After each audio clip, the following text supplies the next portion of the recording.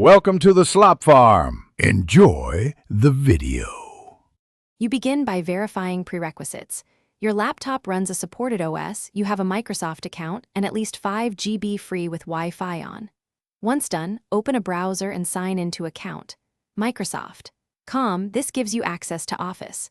Make sure to choose the correct license, Office 365 Personal or Home, because that controls activation.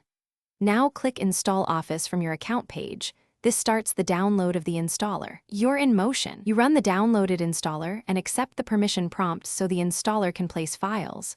During setup, select language and let the default install path stand unless you need a custom folder.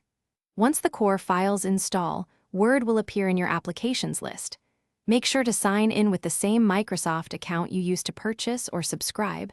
This activates your license and links the app to cloud storage. If updates appear, allow them so Word is current and secure. You open Word and either create a new document or open an existing file to confirm full functionality.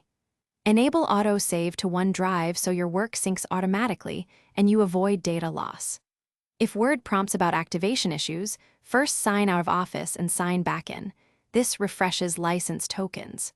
If problems persist, run Windows Update or reinstall the Office installer. Also check date/time and internet connection because certificate checks depend on these.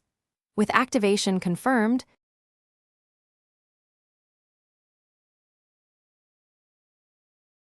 Thanks for watching.